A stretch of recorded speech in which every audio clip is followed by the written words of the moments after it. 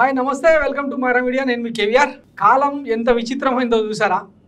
చంద్రబాబు నాయుడు కుప్పం ఎమ్మెల్యేగా ఇంచుమించు 35 సంవత్సరాలుగా అంటే 3.5 దశాబ్దాలుగా గత 7 సార్లుగా ఓటమెరుగని రికార్డును సాధిస్తూ వచ్చారు అట్లాంటి నేత అట్లాంటి విజనరీ ఢిల్లీలో చక్రాలు తిప్పిన ది గ్రేట్ చంద్రబాబు నాయుడు ఈరోజు కుప్పంలో పొర్లు దండాలు పెడుతున్న పరిస్థితి ఇంటింటి ప్రచారం చేస్తున్న దుస్థితి వాస్తవానికి గతంలో ఎన్డీఏలో కూటమి కన్వీనర్గా ఆయన ఢిల్లీలో చక్రం తిప్పారు దేశంలోని అన్ని రాష్ట్రాల మీద అజమాయిషీ చెలాయించారు ఉమ్మడి ఆంధ్రప్రదేశ్కు 9 ఏళ్ళు తర్వాత విభజిత ఆంధ్రప్రదేశ్కు 5 ఏళ్ళు ముఖ్యమంత్రిగా పనిచేసిన ట్రాక్ రికార్డు ఆయన సొంతం మొత్తంగా 15 ఏళ్ల పాటు ప్రతిపక్ష నేతగా అంటే ఓవరాల్గా 30 ఏళ్ల పాటు ఆయన పాలనకు దగ్గరగానో దూరంగానో కొనసాగుతూ వచ్చారు కానీ కుప్పంకి మాత్రం ఏం చేయలేకపోయారు ఇది ప్రస్తుతం అంటే కుప్పంలో జరుగుతున్న చర్చ సర్వేలన్నీ కూడా ఆయన ఓడిపోవచ్చు కుప్పంలో అని చెప్పి చెప్తున్న నేపథ్యంలో ఇక మోకాల యాత్ర పాదయాత్ర తర్వాత పొర్లు దండాల యాత్ర ఇవన్నీ చేస్తూ కనిపిస్తున్నారు అన్నమాట కుప్పంలో గత 3 రోజులుగా ఆయన కుప్పంలో చిత్తూరు జిల్లాలో తిష్టవేసి ఆత్మీయ సమ్మేళనాల పేరుతో ఇంటింటికి తిరుగుతూ మహిళలను ఆకట్టుకునే ప్రసంగాలు చేస్తూ చెమటోడుస్తూ వస్తున్నారు అనమాట ఒకసారి ఈ వీడియో చూడండి కుప్పంలో ఇంటింటికి తిరిగిన విజువల్స్ అనమాట ఇవి వాళ్ళ అఫీషియల్ వెబ్సైట్లోనే యూట్యూబ్ ఛానల్లో పెట్టుకున్న వీడియోస్ అన్నట్టు ఇంటింటికి తిరుగుతూ సమస్యలను అడిగి తెలుసుకుంటున్నారంట ఇది మన కులపత్రికల్లో రాసుకొస్తున్న విధానం ఇది వాళ్ళ వైఫల్యంగా మాత్రం చూడట్లేదు ఒకప్పుడు నామినేషన్ పత్రాలను ఎవరి చేతనో ఇచ్చి పంపించి థర్డ్ పార్టీ అంటే ఒక అధికారితోనో లేదంటే తన బంధువుల చేతనో పంపించి నామినేషన్ ఇస్తే కుప్పం ప్రజలు అంటే ప్రచారం చేయకపోయినా గెలిపించి రాష్ట్ర ముఖ్యమంత్రి అవుతాడు కదా అని చెప్పి గెలిపించి పంపించటం కానీ ఈసారి ఆ పరిస్థితి లేదు ఎందుకంటే గతంలో అంటే వైనాట్ 175 వైనాట్ కుప్పం అని చెప్పి వైఎస్ జగన్మోహన్ రెడ్డి ఇప్పుడు కాదు 2019లో ఎన్నికల్లో గెలిచిన నెక్స్ట్ మినిట్ నుంచే కుప్పం మీద కాన్సన్ట్రేట్ చేయడం మొదలుపెట్టారు అందులో భాగంగా కుప్పంకి మున్సిపాలిటీ వచ్చింది రెవెన్యూ డివిజన్గా మారింది డిఎస్పీ స్థాయి పోలీస్ సబ్స్టేషన్ వచ్చింది తర్వాత మండలానికి ఒక సబ్స్టేషన్ పేరుతో తర్వాత కుప్పంకి కృష్ణానది నీళ్ళని తీసుకెళ్లి హంద్రీనివాస్ జలస్రవంతితో కుప్పం ప్రజల కాలు గడిగే ప్రయత్నం చేసిండు వైఎస్ జగన్మోహన్ రెడ్డి ఇదే నేపథ్యంలో భరత్ అక్కడ సూటబుల్ అభ్యర్థిగా ఆ పార్టీ ఎలివేట్ చేస్తూ వచ్చింది వాళ్ళు ఇంటింటి ప్రచారం చేస్తూ చంద్రబాబు ఓటమే లక్ష్యంగా పనిచేస్తూ వస్తున్నారు ఈ నేపథ్యంలో ఇక తాను స్వయంగా కుప్పం ప్రజలందరినీ కలిస్తే తప్ప ఓట్లు పడవన్న నిర్ణయానికి వచ్చిన చంద్రబాబు ఇట్లా ఇంటింటికి వెళ్ళి ఓట్లు అడుక్కునే దుస్థితికి వచ్చింది ఒకసారి ఇలా కులపత్రికల్లో ఏం రాసిందో చూడండి కుప్పంలో చంద్రబాబు ఇంటింటి ప్రచారం ఈనాడులో వచ్చింది ఇది తెదేపా అధినేత చంద్రబాబు కుప్పం పర్యటనలో భాగంగా 2వ రోజు ఇంటింటి ప్రచారం చేపట్టారు పార్టీ నేతలతో కలిసి ఆయన ఇంటింటికి వెళ్ళి ప్రజల సమస్యను అడిగి తెలుసుకున్నారు ఏ రోజన్న చరిత్ర అంటే చంద్రబాబు 3.5 దశాబ్దాల 4 దశాబ్దాల 40 ఇయర్స్ ఇండస్ట్రీ అంటుంటాడు కదా ఏ రోజన్న ఇట్లాంటి సీన్ చూసినామా సో ఇది ఆయన ఓటమికి తొలిమెట్టు అని రాజకీయ విశ్లేషకులు అంచనా వేస్తూ వస్తున్నారు అనమాట ఒకసారి మనం కుప్పం నియోజకవర్గాన్ని కనుక తీసుకుంటే మొత్తం కుప్పం మున్సిపాలిటీ కుప్పం గుడిపల్లె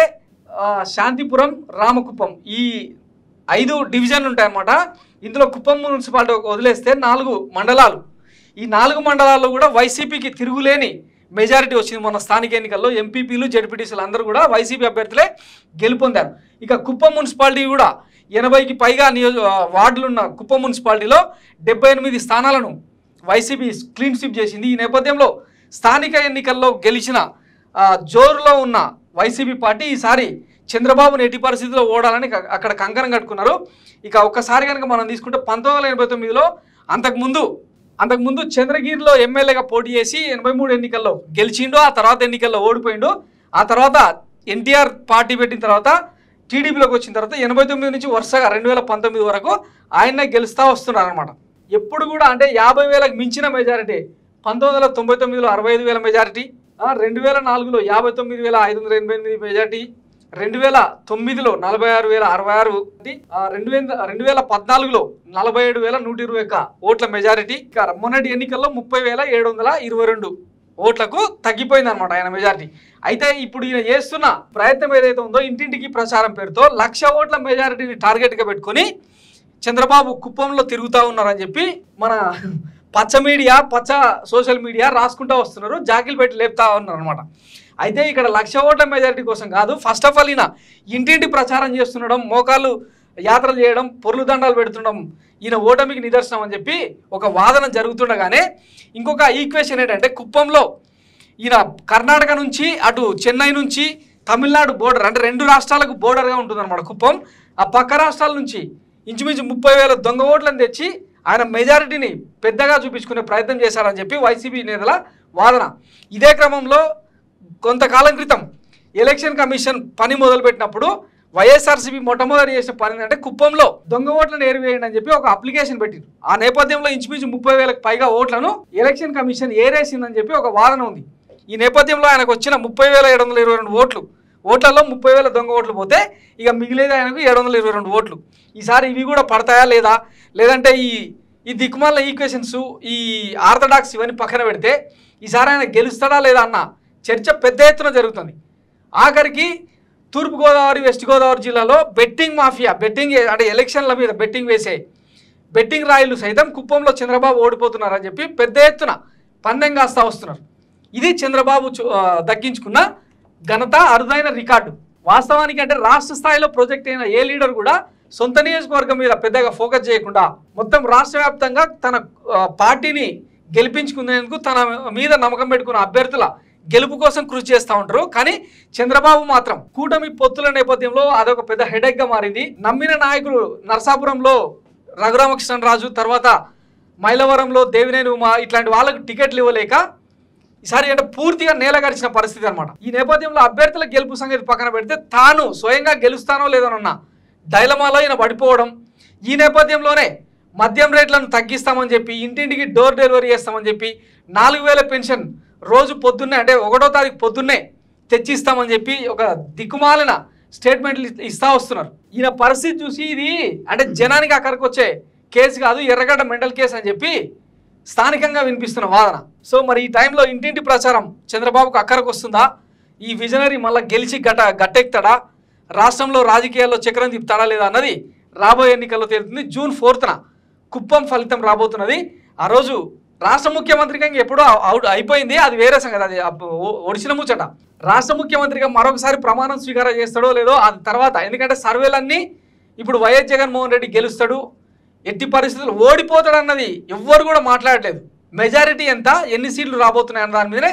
ఇప్పటిదాకా జరిగిన సర్వేలన్నీ అంచనా వేస్తూ వస్తున్నాయి. ఈ నేపథ్యంలో కూటమిలో కుమ్ములాటలు, సీట్ల మధ్య అంటే సర్దుబాట్లు కుదరక ఆల్మోస్ట్ బీజేపీ జనసేనకి ఇచ్చిన సీట్లలో మెజారిటీ సీట్లలో ఓడిపోతున్నది కూటమి అని చెప్పి వాదనలు వినిపిస్తున్న నేపథ్యంలో ఇక ముఖ్యమంత్రి అనేది అది వేరే టాపిక్, అది ఒడిసిన ముచ్చట. కనీసం కుప్పంలోనైనా గెలుస్తాడా లేదా అన్నది ఇప్పుడు హాట్ టాపిక్. బయట అంటే కుప్పంలో స్థానిక పరిస్థితులు తెలియని వాళ్ళు చంద్రబాబు అంటే కోసుకుంటే పచ్చరక్తం వచ్చే కొంతమంది ఆర్గ్యుమెంట్ ఏంటంటే కుప్పంలో గెలుస్తాడు, 1,00,000 ఓట్ల మెజారిటీతో ఆయన గెలుస్తాడని చెప్పి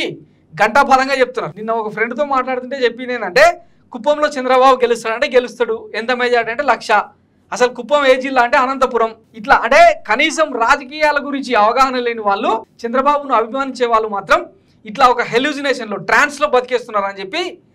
ఆ ఘటన నిరూపించింది అనమాట. సో అందులో భాగంగానే ఇంటింటి ప్రచారం చేస్తుంటే ఇప్పుడు నవ్వొస్తున్నారు అనమాట, ఎట్లాంటి నేతకు ఎట్లాంటి గతి పట్టింది అని. సో చూద్దాం జూన్ 4న కుప్పం ఫలితం ఎట్లా వస్తుంది. Thanks for watching my media.